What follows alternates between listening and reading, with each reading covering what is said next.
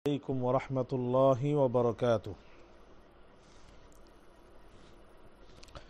الحمد لله رب العالمين، والصلاة والسلام على سيد الأنبياء والمرسلين وعلى آله وصحبه أجمعين ومن تبعهم بإحسان إلى يوم الدين. أما بعد، فأعوذ بالله من الشيطان الرجيم. بسم الله الرحمن الرحيم. يا أيها الذين آمنوا اتقوا الله وقولوا قولا سديدا يصلح لكم أعمالكم ويغفر لكم ذنوبكم ومن يطع الله ورسوله فقد فاز فوزا عظيما. وقال تعالى: يا أيها الذين آمنوا اتقوا الله وكونوا مع الصادقين. وقال تعالى: والمؤمنون والمؤمنات بعضهم أولياء بعض.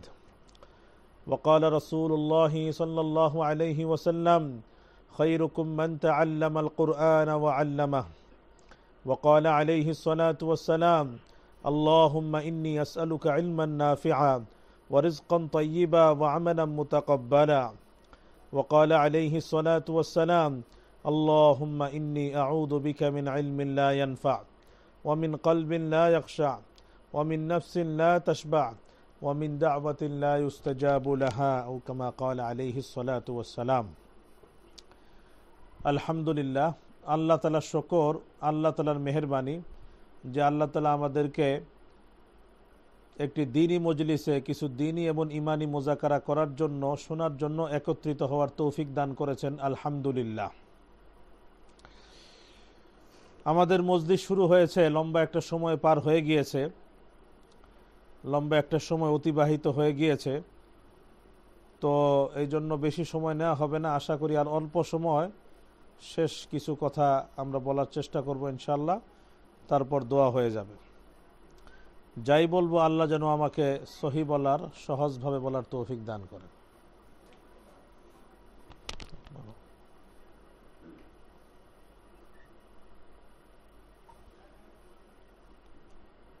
আকমার এত ভিড় করলে কেমনে হবে?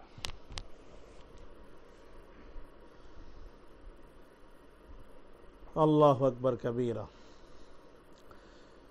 আমাদের অনেকেরই হয়তো মনে আছে যে আমাদের তালিম উদ্দিন একাডেমি মহিলা শাখা সূচনা হয়েছিল 2021 সালের ফেব্রুয়ারি মাসের 5 তারিখে। 2022 আসলো, 23 আসলো, 24 আসলো, এখন হলো 2025 সালের ফেব্রুয়ারির 7 তারিখ।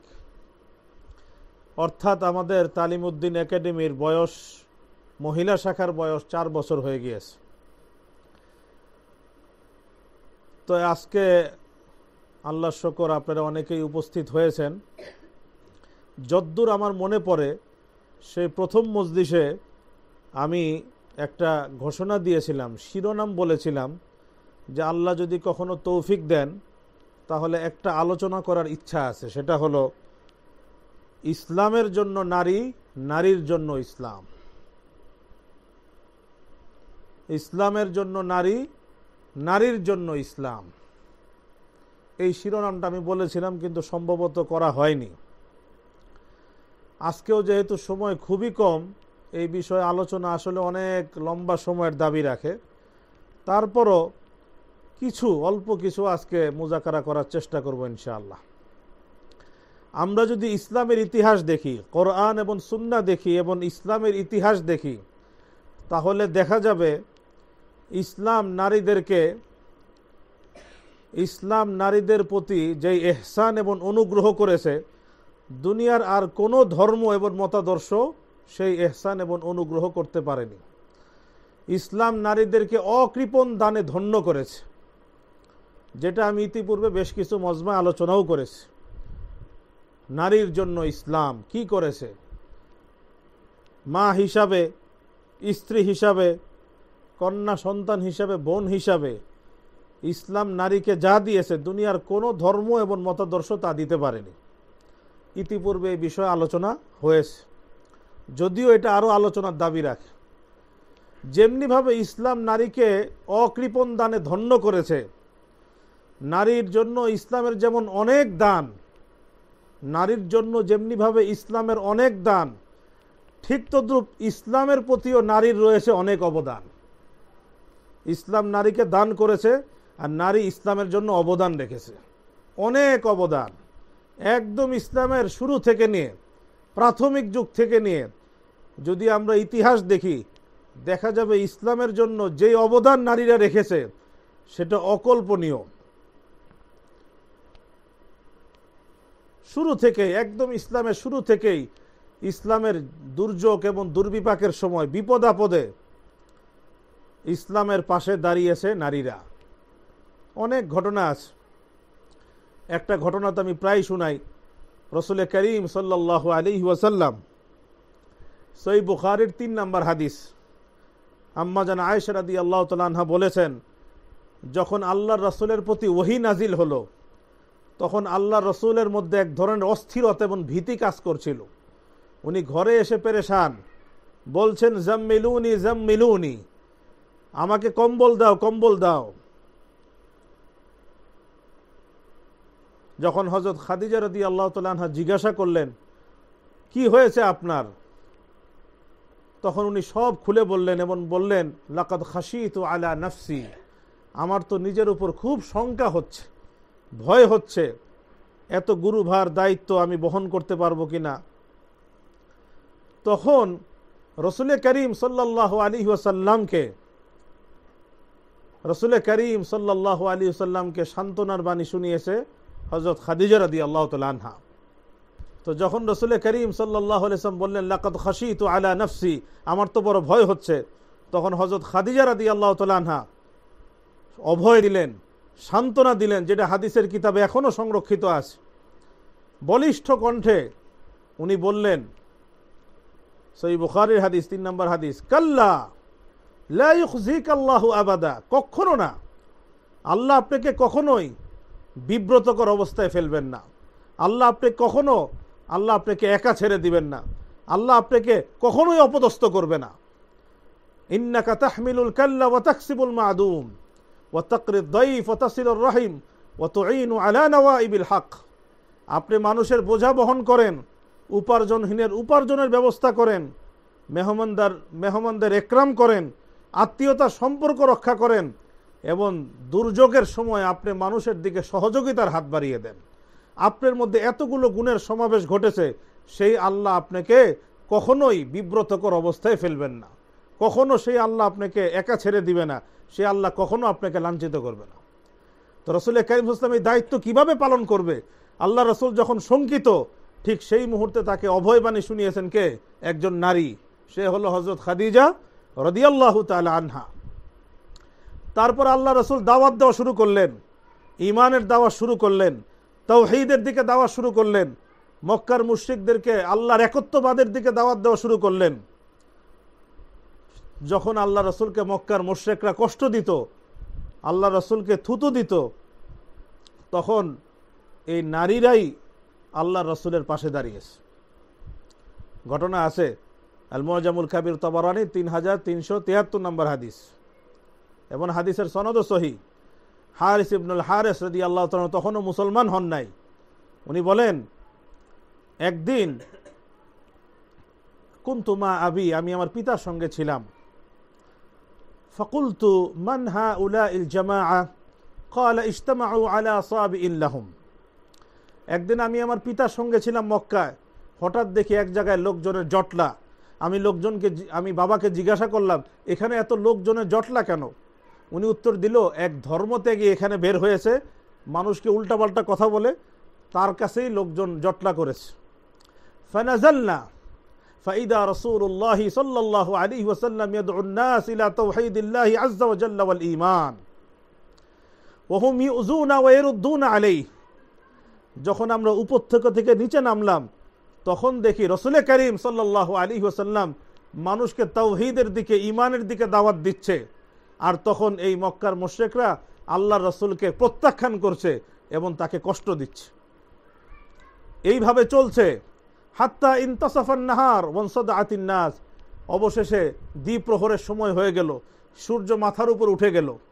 যেহেতু সূর্য মাথার উপর উঠে গেছে, এখন আস্তে আস্তে লোকজন আস্তে আস্তে যারা তাকে কষ্ট দিচ্ছিল তারা নিজ নিজ জায়গা থেকে সরে গেল।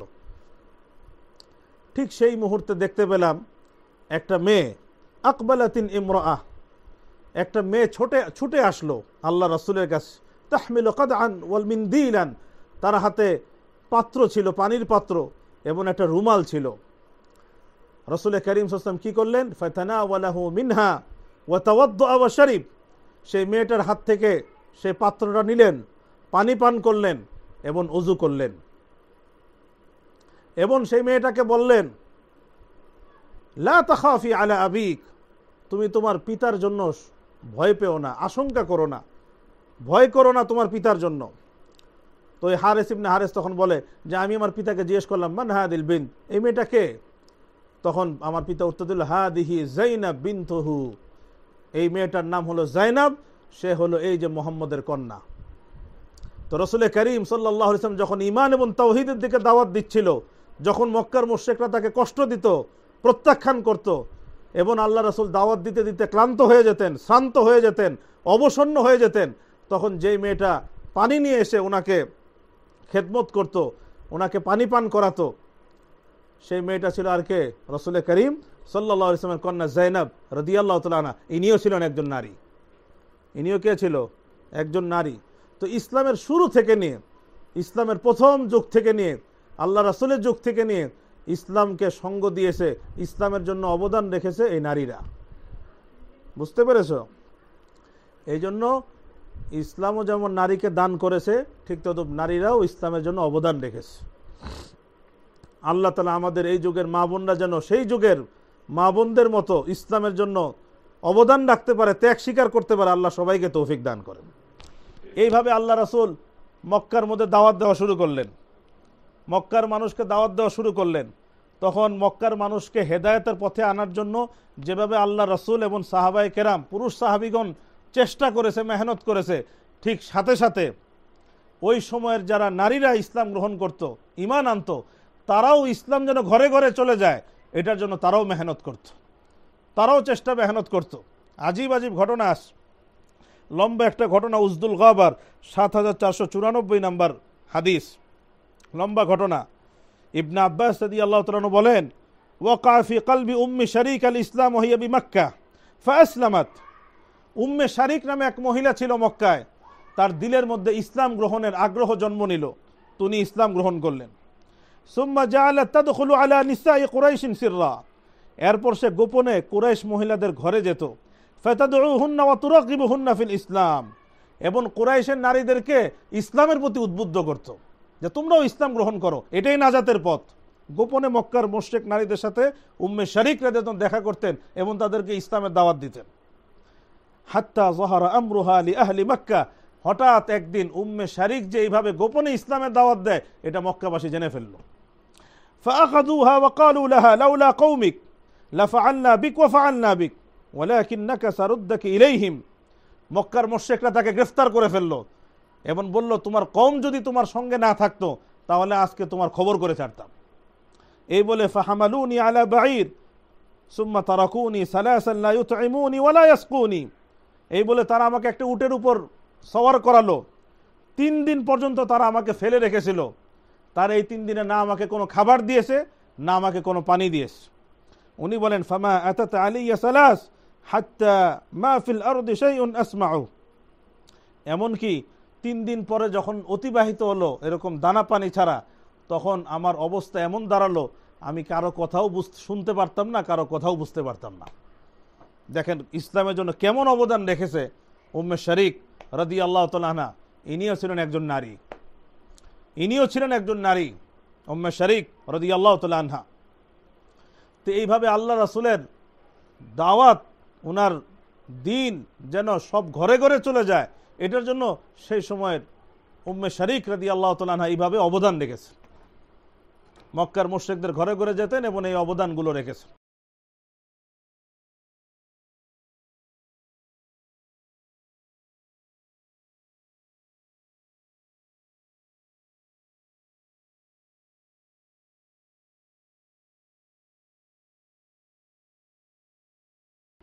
আল্লাহ আমাদের এই যুগের মা বোনদেরকে সেরকম হওয়ার তৌফিক দান করেন। রাসূল কারীম সাল্লাল্লাহু আলাইহি ওয়াসাল্লাম যখন এইভাবে দাওয়াত দিচ্ছেন, একের পর এক মানুষ মুসলমান হচ্ছে, ঈমান আনছে, এই যখন হালাত, এই যখন অবস্থা, শেষ পর্যন্ত মক্কার মুশরিকরা সিদ্ধান্ত নিল মুহাম্মদকে আর জীবিত রাখা যাবে না, মুহাম্মদকে দুনিয়া থেকে বিদায় করে দিতে হবে। এটা তো নিশ্চিত কথা। আল্লাহ রাসূল সাল্লাল্লাহু আলাইহি ওয়াসাল্লামের বিরুদ্ধে ষড়যন্ত্র করলো, লম্বা ঘটনা, তাবাকাত ইবনে সাদ খণ্ড 7 পৃষ্ঠা 35। দাকাল মুশরিকুনা বিজারআ ওয়াতামারু বি লিয়াকতুলু, মক্কার মুশরিকরা ভীত সন্ত্রস্ত হয়ে গেল যে এইভাবে মুহাম্মদের দাওয়াত যদি চলতে থাকে একসময় মক্কার সবাই মুসলমান হয়ে যাবে। সুতরাং তারা ষড়যন্ত্র করে সিদ্ধান্ত নিল যে আমরা মুহাম্মদকে গোপনে হত্যা করে ফেলব। পুরা তাদের পাকাপাকি ওয়াতাআকাদু ওয়াতাআহাদু আলা আইয়াবকা ইতিমারুহুম বিকতলিন নবিয়্যি সিররান বাইনাহুম, তারা পরস্পর শপথ নিল, ওয়াদা করলো যে আমরা গোপনে কি করব, মুহাম্মদকে দুনিয়া থেকে বিদায় করে দিব। এই খবর কেউ জানে না, তারা খুব গোপনে সলা পরামর্শ করেছে। কিন্তু ঘটনাচক্রে ওয়ালাম ইয়াস্তাশিফা খাবার হাদা তাআমুর ইল্লা ইমরাতুন মুসলিমা নাফাত আলাল মিয়া হিয়া রুকাইকা বিনতে সাইফি, কিন্তু তাদের এই ষড়যন্ত্রের খবর আল্লাহর কি ইচ্ছা এক মহিলা জেনে ফেলল। এক মহিলা কি জেনে ফেলল, সে মুসলমান ছিল, তার বয়স ছিল 100-র উপর, বয়স ছিল কি 100-র উপর, নাম হলো রুকাইকা বিনতে সাইফি। উনি জেনে ফেলল, এই বার্ধক্য নিয়ে 100 বছরের বুড়ি, ওয়ালাম ইয়াকিদহাল হারাম ওয়াদাফ আনিল মুসারা লিনকাদি রাসূলিল্লাহ সাল্লাল্লাহু আলাইহি ওয়াসাল্লাম, রাসূলকে মেরে ফেলবে আর মহিলা এই বার্ধক্য নিয়ে বসে থাকবে সম্ভব? এই বার্ধক্য তাকে ঠেকাতে পারল না, সে ওই সময় রাসূল কারীম সাল্লাল্লাহু আলাইহি ওয়াসাল্লাম রক্ষা করার জন্য চলে আসছে। এসে আল্লাহ রাসূলকে বলছে, আল্লাহ রাসূল ওয়াজাআতু ফাহাদাসাতু হাদিসাল কওম, যে এরকম কওম কিন্তু ষড়যন্ত্র করেছে, আজকে রাতে আপনাকে তারা মেরে ফেলবে। ফাবাদারা ইলাল হাজরি লিসাআতি, আল্লাহ রাসূল তখন এই রুকাইকা বিনতে সাইফি, শতবর্ষী মহিলা, তার কথা শুনে তাৎক্ষণিক আল্লাহ রাসূল হিজরতের সিদ্ধান্ত নিলেন। বুঝতে পেরেছো? তো রাসূল কারীম সাল্লাল্লাহু আলাইহি ওয়াসাল্লাম ওই রাতেই কি করলেন, হিজরত করলেন। কার কথা শুনে? কে আল্লাহ রাসূলকে আল্লাহর ইচ্ছা হেফাজত করলো? সে ছিল একজন নারী, রুকাইকা বিনতে সাইফি রাদিয়াল্লাহু তাআলা আনহা। আল্লাহ তাআলা ওনাকে জান্নাতের উঁচু মাকাম দান করে। আল্লাহ রাসূলের জন্য এই শতবর্ষী এই মাসুরাতটা কেমন কোরবানি করেছে। এই ছিল ইসলামের ইতিহাস। আচ্ছা, এরপরে আগাইতে থাকি। পুরুষরা কি আবার সব নারাজ হয়ে যাচ্ছে নাকি আমার উপরে, যে হুজুর তো বাস খালি এমন ভাব দেখাচ্ছে মনে হয় ইসলামের জন্য সব নারীরাই করেছে। তোমরা তো নারীদের কথা বলো না, তোমাদের ভাব তো মনে হয় পুরুষই চিন্তা করেছে। নারীদের যে কি অবদান পৃষ্ঠার পর পৃষ্ঠা লেখা হয়ে যাবে। 84 খণ্ডের কিতাব বের হয়েছে, এটা রাহেলুমের নিয়ে আসো। 84 খণ্ডের কিতাব বের হয়েছে, শুধু নারীদের অবদান। কয় খণ্ডের কিতাব বের হয়েছে? এটা রাহেলুমের জন্য সংগ্রহ করো। 84 খণ্ডের কিতাব বের হয়ে গেছে। আল্লাহু আকবার। আচ্ছা, আল্লাহ রাসূল হিজরত করে প্রথমে কোথায় গেলেন? জাবালে সৌর। মদিনায় যাওয়ার আগে প্রথমে 3 দিন কোথায় ছিলেন? জাবালে সৌর পাহাড়ের উপরে গুহার মধ্যে কি করেছেন? 3 দিন আল্লাহ রাসূল ছিলেন কিনা আবু বকর সিদ্দিক রাদিয়াল্লাহু আনহু নিয়ে? ছিল কিনা? 3 দিন যে আল্লাহ রাসূল ছিল, আল্লাহ রাসূল তো মানুষ, তার খাবারের প্রয়োজন আছে কিনা, পানির প্রয়োজন আছে কিনা, এবং মক্কার মুশরিকরা কি করছে এই খবর তার দরকার আছে কিনা? সে জাবালে সৌর দেখেছো তোমরা কত উঁচু পাহাড়? সিরাত ইবনে হিশাম খোলো। ওয়ালাম্মা গাদারা রাসূলুল্লাহি ওয়া সাহিবু মক্কা ওয়া তাওয়ারা আনিল আনজারি ফিল গার আলা কুম্মতি জাবালি সৌর, যখন আল্লাহ রাসূল আবু বকর সিদ্দিককে নিয়ে সে জাবালে সৌর পর্বতে আশ্রয় নিলেন, কানাত তাহমিলু ইলাইহা আত-তুআম ওয়াল মা ওয়া আখবার আল-কওম আল-মুতারাসসিদিন সাবিয়াতুন নাশিয়া, তখন এই উঁচু পাহাড়ে উঠে আল্লাহ রাসূলের কাছে খাবার নিয়ে যেতেন, পানি নিয়ে যেতেন, এবং মক্কার মুশরিকদের সংবাদ নিয়ে যেতেন। একটা ছোট্ট কিশোরী, হিয়া আসমা বিনতু আবি বকর সিদ্দিক রাদিয়াল্লাহু আনহা, সেই ছোট্ট কিশোরীটা হলো কে? আবু বকর সিদ্দিক রাদিয়াল্লাহু কন্যা হযরত আসমা রাদিয়াল্লাহু তাআলা আনহা। কি ছিল, পুরুষ ছিল না নারী? তুমি গিয়েছিলে।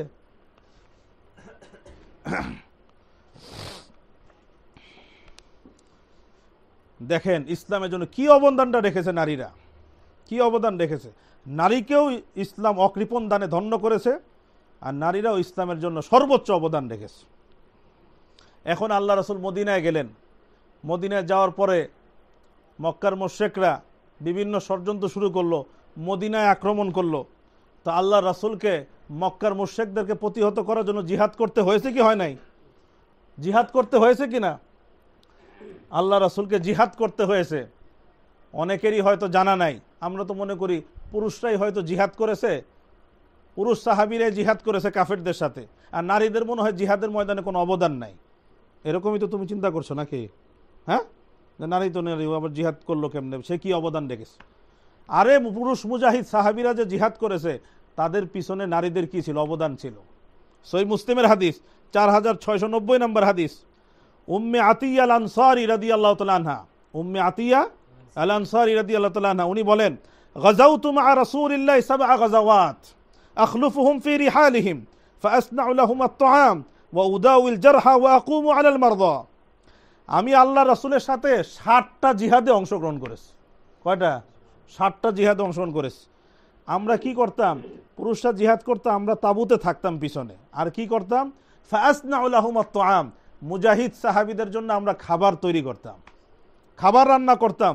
ওয়া উদাউল জারহা, কেউ যদি আহত হতো তার চিকিৎসা করতাম। কি করতো?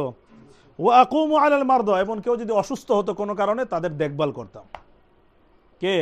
উম্মে আতিয়া আনসারী রাদিয়াল্লাহু তাআলা কি ছিল? একজন নারী সাহাবী ছিল। আহতদের চিকিৎসা করতেন, অসুস্থদের কি দেখভাল করতেন, আর মুজাহিদিনদের জন্য খাবার রান্না করতেন। বুঝতে পেরেছো? এই জন্য নারীদের মধ্যে ডাক্তার লাগবে। নারীরা ডাক্তার হলে তোমাদের কোনো অসুবিধা আছে নাকি? আমার তো কোনো অসুবিধা নাই। হ্যাঁ, বাকি যেটা পর্দার বিধান সেটা তো আপন জায়গায় থাকবে, কিন্তু ডাক্তার হইলে তো অসুবিধা নাই। কি তোমাদের কোনো আপত্তি আছে? এখানে কোনো ডাক্তার মহিলা নাই? এখানে মজমে আসে না আজকে? রাহেবের আম্মু আসে নাই? যাই হোক, আরেকটা ঘটনা, সহিহ মুসলিম 4683 নম্বর হাদিস, আনাস রাদিয়াল্লাহু তাআলা বলেন, কানা রাসূলুল্লাহ সাল্লাল্লাহু আলাইহি ওয়াসাল্লাম ইয়াকযু বি উম্মি সুলাইম ওয়া নিসওয়াতিন মিনাল আনসারি মা'আ ইদা গাজা ফায়াসকিনাল মা ওয়া ইউদাউইনাল জারহা। আনাস রাদিয়াল্লাহু বলেন, আল্লাহ রাসূল উম্মে সুলাইমকে নিয়ে এবং আনসারি আরও কিছু নারীরাও আল্লাহ রাসূলের সাথে জিহাদের সফরে যাইতেন। যখন আল্লাহ রাসূল জিহাদে যাইতেন, ফায়াসকিনাল মা, মুজাহিদরা যখন পিপাসার্ত হইতো তখন এই নারীরা তাদেরকে পানি পান করাইত। ওয়া ইউদাউইনাল জারহা, এবং যখন তারা কি আহত হইতো তখন তারা কি করত? চিকিৎসা করত। বহুত ঘটনা আছে, বুঝতে পেরেছো? তো এইভাবে যখন আল্লাহ রাসূল জিহাদের ময়দানে ছিলেন তখন ওই নারীর অবদান রেখেছে, পিছন থেকে কি অবদান রেখেছে। এই জন্য আমি শুরুতে বলেছি যে নারীর জন্য ইসলাম, ইসলামের জন্য নারী, এটা একটা আলাদা বই হতে পারে এবং এটা নিয়ে একটা দীর্ঘ আলোচনার দাবি রাখে। নারীর জন্য ইসলাম, ইসলামের জন্য নারী, এই শিরোনামে একটা বই লিখতে হবে, এটা মনে রেখো। হযরত ওমর রাদিয়াল্লাহু তাআলা যখন মুসলিম জাহানের খলিফা তখনের ঘটনা, এটা বলেই শেষ করে দিব আজকের আলোচনা। সহিহ বুখারীর হাদিস 2881 নম্বর হাদিস, সা'লাবা ইবনে আবি মালিক রাদিয়াল্লাহু বলেন, একবার ওমর রাদিয়াল্লাহু তাআলা আনহু মদিনাতে কিছু ভালো উৎকৃষ্ট চাদর এসেছে। আল্লাহ রাসূল কি করলেন? মদিনার নারীদের মধ্যে সব চাদর বন্টন করে দিলেন। ফাবাকিয়া মিরথুন জাইয়িদ, শুধু একটা ভালো একটা উৎকৃষ্ট চাদর সেটা রয়ে গেল। একটা চাদর রয়ে গেল, সবাইকে দেওয়া হয়েছে, একটা চাদর রয়ে গেল, সেটা এমন খুব ভালো দামির।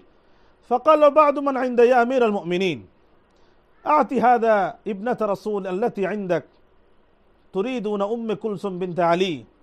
লোকজন বলল, আমিরুল মুমিনিন, এই চাদর আর কাউকে দেওয়ার দরকার নাই, আপনি যে আল্লাহ রাসূলের দৌহিত্রা নাতনি উম্মে কুলসুম বিনতে আলীকে বিবাহ করেছেন, আপনার স্ত্রী, তাকে আপনি চাদরটা দিয়ে দেন। বুঝতে পেরেছো? তো ওমর রাদিয়াল্লাহু বললেন, উম্মু সালিত আহাক্কু ওয়া উম্মু সালিত মিন নিসাইল আনসার। ওমর রাদিয়াল্লাহু বলেন, না না, উম্মে সালিত নামে যে মহিলা আছে মদিনার, সে এই চাদরের বেশি হকদার, সেই চাদরের কি বেশি হকদার। কি ঘটনা? হযরত ওমর বলেন, উম্মু সালিত মিন নিসাইল আনসার মিম্মান বায়আ রাসূল। এই উম্মে সালিত হলো আনসারি ওই নারী ছিল, ওই নারী যে আল্লাহ রাসূলের হাতে বায়াত হয়েছে, মানে হাত স্পর্শ করে না, বায়াত হয়েছে, মৌখিক বায়াত। ফাইন্নামা কানাত তাসফিরু লানা আল-কিরাবা ইয়াওমা উহুদ। আমরা যখন উহুদের ময়দানে লড়াই করছিলাম, উহুদের ময়দানে যখন লড়াই করছিলাম, তখন এই উম্মে সালিদ সেই সময় এই যে পানির যে মশক থাকতো, যেটার মধ্যে পানি ভরা থাকতো, সেগুলো উনি কি করে দিচ্ছিলেন? প্রস্তুত করে দিচ্ছিলেন। কি করে দিচ্ছিলেন?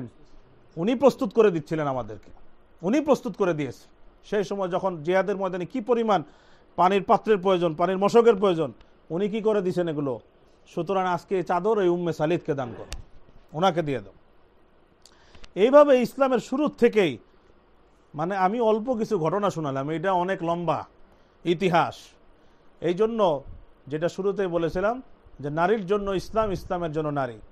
ইসলাম যেমন নারীকে অনেক বৈশিষ্ট্য দিয়েছে, অনেক মর্যাদা দিয়েছে, অকৃপণ দানে ধন্য করেছে, ঠিক তদ্রুপ নারীও ইসলামকে অনেক দিয়েছে, ইসলামের জন্য অনেক অবদান রেখেছে। ইসলামের হলো দান, নারীদের হলো অবদান। বুঝতে পেরেছ?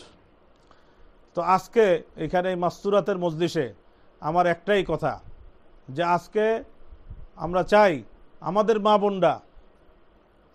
মা বোনরা ইসলাম প্রদত্ত যে মর্যাদা এবং অধিকার তাদের রয়েছে, যেটা ইসলাম তাদেরকে দিয়েছে, সেটা যেন সমাজের মধ্যে প্রতিষ্ঠিত হয়ে যায়। মা যেন তার মর্যাদা ফিরে পায়, স্ত্রী যেন তার অধিকার পায়, এবং কন্যা সন্তান যখন সে ভূমিষ্ঠ হবে তখন সে যেন মানুষের আনন্দের কারণ হয়।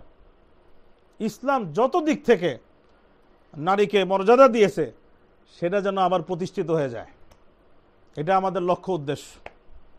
আর এটাও আমরা চাই যে নারীরাও যেন ইসলামের জন্য এগিয়ে আসে, তারাও যেন ইসলামকে শেখার জন্য এগিয়ে আসে, আবার সেই প্রথম যুগের ন্যায় ইসলামের জন্য তারা যেন অবদান রাখে।